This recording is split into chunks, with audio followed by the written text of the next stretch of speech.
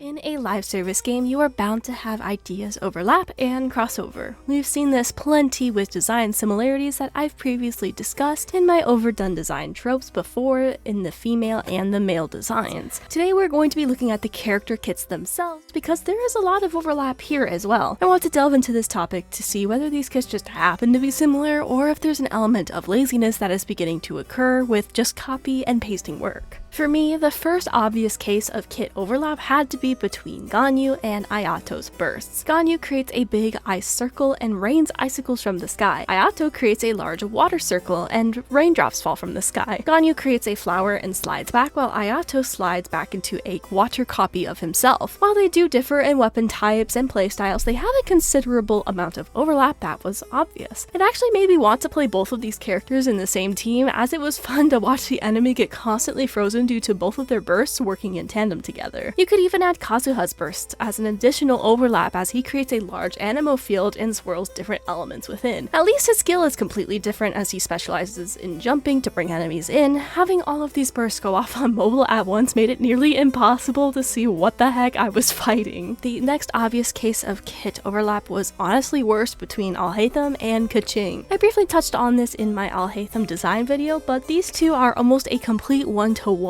in terms of their kits. Alhaitham can jump forward, so can Keqing. They both use elemental infusion, but to be honest, that's a very common tactic for a lot of the characters. Off the top of my head, I could say Hu Tao, Lowen, Cloran, Flins, and Arlecchino, etc. use this in their elemental skill, while characters like Ito, Sino, and Raiden do so with their bursts. So the idea of having elemental infusion isn't a novel concept by any means, but in Alhaitham and Keqing's case, their bursts are almost a one-to-one replica too, just with different elements. The reveal of Alhaitham's kit to be so similar to Keqing was honestly a little underwhelming. I think his saving grace at the time was that Dendro was a brand new element, and so even if they were nearly identical, there was some reason to pull for Alhaitham back then. Well, besides just liking his character, of course. So far, I've talked about the similarities between a couple of 5-star characters, but I want to take up a second to bring up 4 stars, and how many of them use a pet in their kits? Xiangling has Guoba, Fischl has Oz, Amber has her Baron Bunny, and Kale matches her with Colin Amber. This one was an intentional choice between Amber and Kale, so I'll let it slide. Yao Yao has Yugui, Dory has her Jin,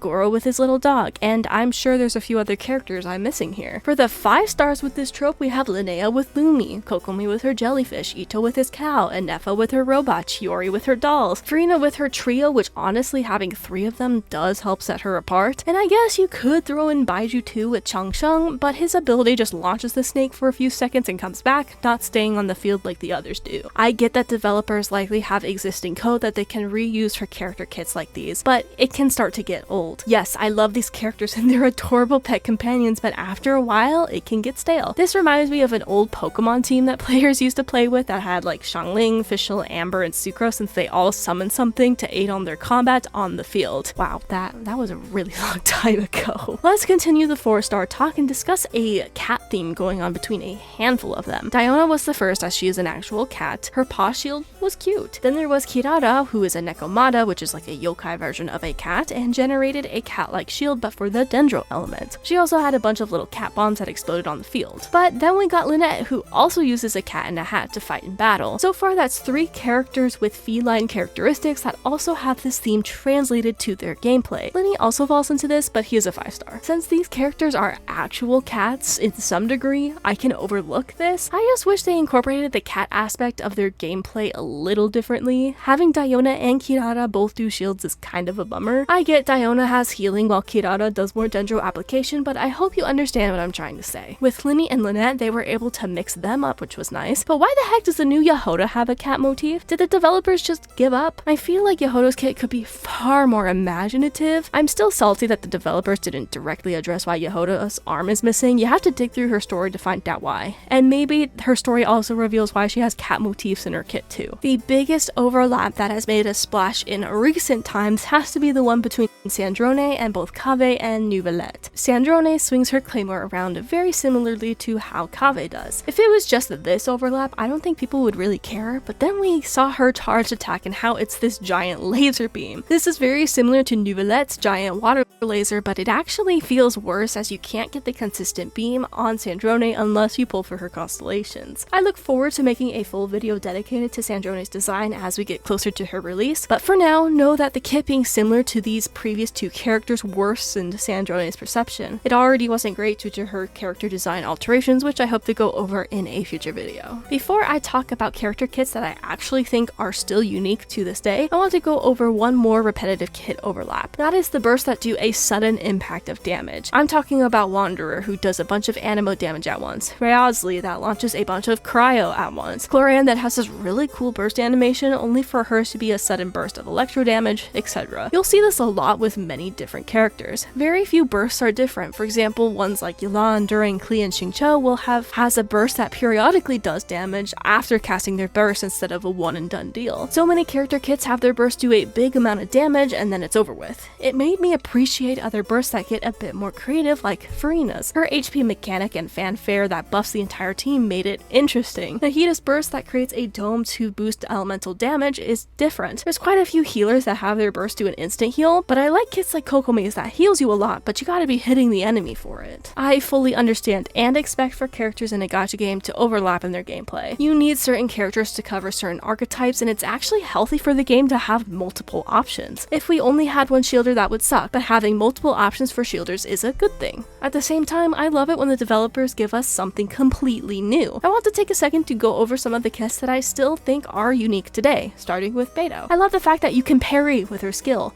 I suck at parrying. My timing is almost always off, but the fact that I can do that with Beidou if I wished is freaking cool. I like that Fremine can be played in two different ways. You can either play him with a focus on cryo or a focus on physical. You have to pay attention to his bar to know what type of damage he's going to dish, and it actually makes me put some thought into his gameplay. I really like how Jean can hold down her skill and pick enemies up into the air just to launch them in whatever direction you like. Other animo characters have crowd control, yes, but Jean is the only one that can absolutely launch enemies, and your friends in co-op if they have a really bad ping or connection to the server. Kanish ropes his enemy, and his entire skill has him making loops around that enemy doing damage. While his gimmick here can be a bit goofy at times, especially if you're up against like a mountain, it makes me feel like I'm playing Pokemon Ranger again. It's just a shame that his burst is another quick summon with a How. As much as I don't like Tartaglia, I know child fans don't come after me in the comments, I have to give credit where it's due. His ability to switch between weapon types with his skill was really interesting, especially when the game first launched. He was the first of his kind to have two separate bursts depending on what mode he was in, and that was cool. Now we have characters like Durin who has different burst modes too, but for a long time Child remained the only one. Is it a bad thing that a good chunk of characters kits in Genshin overlap?